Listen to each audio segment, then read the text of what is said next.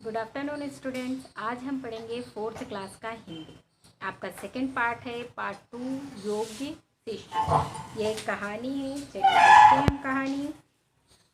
बहुत पहले एक गुरुकुल में बहुत ही महान विद्वान आचार्य थे।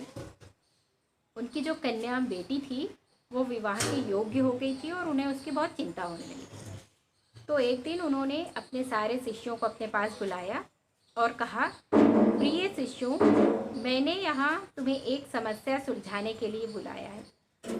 अब तुम लोगों की शिक्षा पूरी हो चुकी है, मेरी कन्या विवाह के योग्य हो गई है, लेकिन मेरे पास उसके विवाह के लिए धन नहीं है। बताओ मैं क्या करूँ। तो उसमें से कुछ शिष्य आगे आए और बोले, गुरुदेव आप चिंता मत कीजिए, हमारे माता पिता के पास बहुत सारा धन है, हम मांग कर लाएंगे, उसे आप गुरु दक्षिणा के रूप में स्वीकार कर लीजिएगा। तो गुरुजी बोले, नहीं, ये मुझे ठीक नहीं लगता। तुम्हारे माता पिता क्या सोचेंगे कि गुरु बहुत लालची है, लोभी है। फिर क्या होता है? तो शिष्यों ने पूछा, गुरुजी बताएं हम क्या करें। गुरुजी सोचकर बोलते हैं कि मेरे पास एक उपाय है। तुम लोग अपने घरों से धन और वस्तुएं इस प्रकार लेकर आना, मतलब इस तरह लेकर के आना कि किसी को पता नहीं चले। सारे जो शिष्य थे उन्होंने गुरुजी की बात मान ली। दूसरे दिन से जो आज्ञाकारी शिष्य थे वो अपने घरों से धन और वस्तुएं लाने लगे। कुछ समय के बाद क्या होता है कि बहुत सारी चीज़ें जमा हो जाती है, मतलब विवाह के लिए बहुत सारा सामान जमा हो जाता है। उनमें से जो एक शिष्य था वो अभी तक कुछ भी नहीं लेकर के आया था। गुरुजी ने उससे पूछा कि क्यों, तुम अभी तक कोई चीज़ क्यों नहीं लेकर आए। तो गुरुजी, वो शिष्य बोलता है, गुरुजी मेरे घर में सब कुछ है परंतु मैं कुछ नहीं ला सकता। गुरुजी ने पूछा क्यों।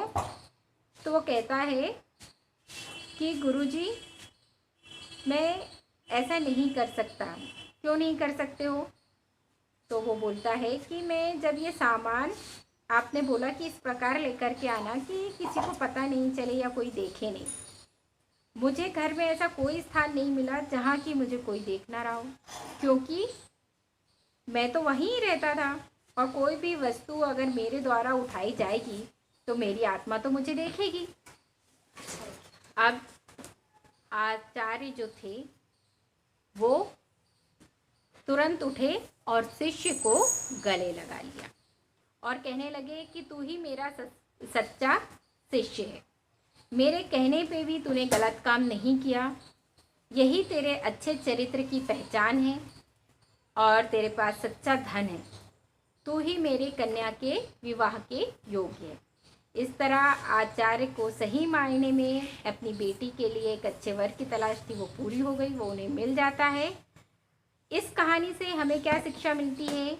इस कहानी से हमें ये शिक्षा मिलती है कि किसी के भी कहने पे हमें कोई भी गलत कार्य नहीं करना चाहिए।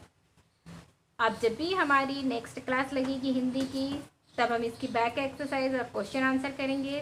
तब तक आप लोग ये चैप्टर अच्छी तरह से रीड कर लीजिएगा, पढ़ लीजिएगा। Thank you.